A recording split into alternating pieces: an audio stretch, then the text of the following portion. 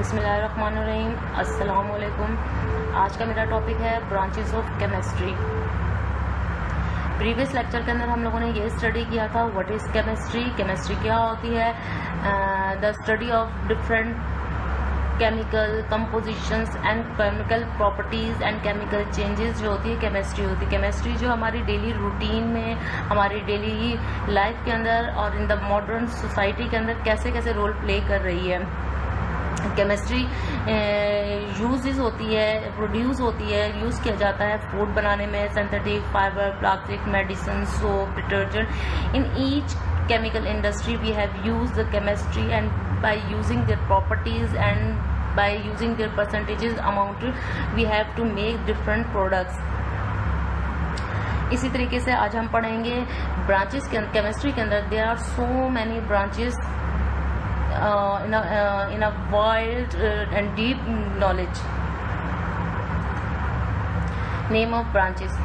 Now we have discussed the name of branches. Organic chemistry, सबसे पहले हम पढ़ेंगे ऑर्गेनिक केमिस्ट्री के बारे में। ऑर्गेनिक केमिस्ट्री क्या होता है? ऑर्गेनिक केमिस्ट्री के अंदर हम लोग पढ़ते हैं कि इसमें सिर्फ जो है कार्बन कंपाउंड्स और उससे बनाई हुई कंपाउंड, जैसे कार्बन कंपाउंड्स हाइड्रोजन के साथ कंबाइन करेगा तो कार्बन के जो कंपाउंड्स होंगे उनके बारे में स्टडी करेंगे। इनऑर्गेनिक केमिस्ट्री के अंदर हम except carbon compounds and hydrocarbons के अलावा जितने एलिमेंट्स हैं उन तमाम के बारे में हम लोग स्टडी करेंगे। फिजिकल केमिस्ट्री के अंदर इसी तरह कोई भी reactions by using their forces or by their chemical reactions and how the matters are to be changed by internal forces. In physical chemistry we have studied analytical chemistry. Biochemistry के अंदर हम लोग पढ़ेंगे changes of life, how human body can be changed, how human body can be react, how human body functions can be change.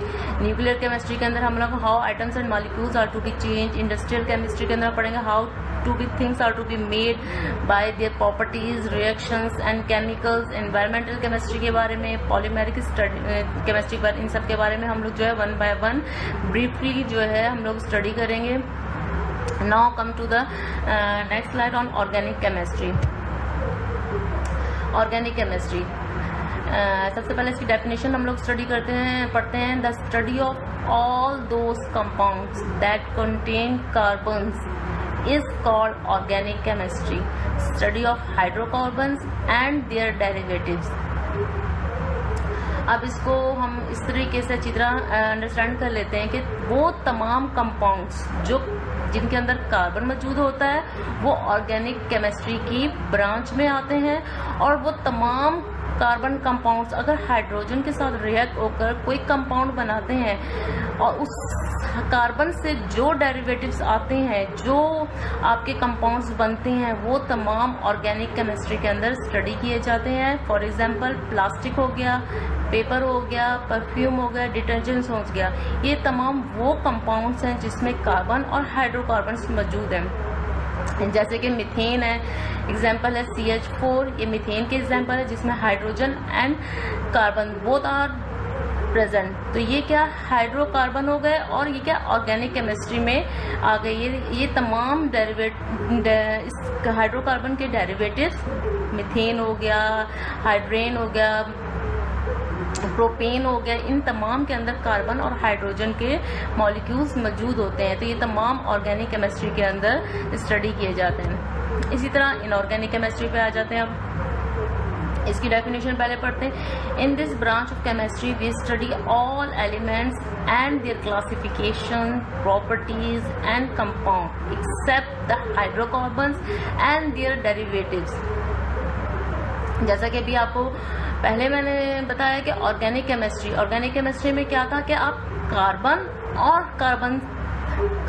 And hydrocarbon और उससे बनाए हुए their derivatives and their products जो भी होंगे वो हम ऑर्गेनिक केमिस्ट्री के अंदर स्टडी करेंगे।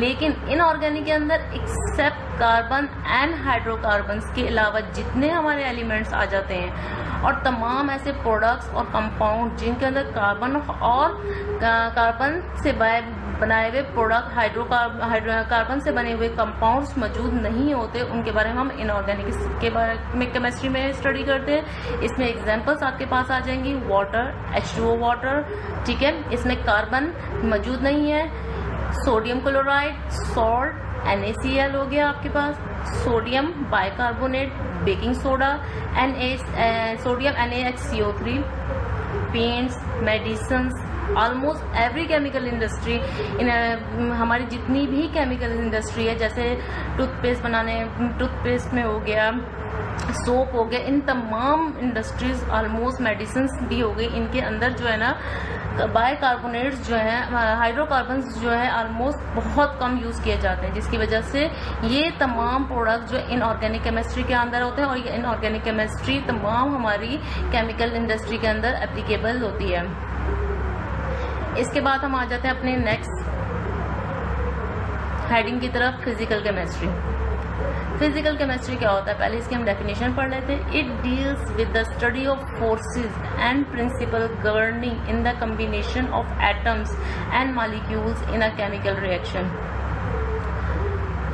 अब फिजिकल स्टडी के अंदर, केमिस्ट्री के अंदर हम लोग क्या पढ़ते हैं, कोई भी कंपाउंड्स, एटम्स, कोई भी रिएक्शंस अगर होता है, अगर उसके अंदर कोई फोर्सेस अगर हम अप्लाई करते हैं या एक्सटर्नल या इंटरनल फोर्सेस की वजह से उसके अंदर जो चेंजेस आती हैं, उसके केमिकल्स में, उसके एटम्स के अंदर जो केमिकल चेंजेस आ रही होती हैं, वो फिजिकल केमिस्ट्री के अंदर उसको ब्रीफली डिस्कस किया जाता है या स्टडी किया जाता है। For example, thermochemistry, study of heat energy of chemical reaction taking. Thermochemistry physical chemistry की ऐसी ब्रांच है जिसमें हीट एनर्जी किसी तरीके से भी हो सकती है। एक गाड़ी का इंजन है, उस हीट होता है, उसके बाद उसके अंदर जो रिएक्शन होता है वो स्टडी करना। अगर आप फोटोसिंथेसिस का अमल करते देखें, जैसे सूरज की रोशनी से ग्रीन प्लांट के अंदर रिएक्शन होता है और वो अपना फूड बनाता है, इसी तरीके से क्या होता है, हीट की वजह से उसके अंदर केमिकल रिएक्शन स्टार्ट होता है और वो अपना फूड जो है बनाना शुरू कर देता है। इसी तरह in which we describe the gases, how they behave, how they fast move. Gases जो है मूव करती हैं, किस तरीके से वो जो है ना मूव कर रही होती हैं, रिएक्ट कर रही होती हैं, वन पोजीशन से दूसरी पोजीशन की तरफ जाती हैं, उसकी स्पीड, उसका रिएक्शन, उसकी फोर्सेस और प्रिंसिपल, किस प्रिंसिपल के तहत जो है वो रिएक्शंस हो रहा होता है, इन तमाम को जो है हम फिजिकल केमिस्ट्री के अंदर स्टडी करते हैं।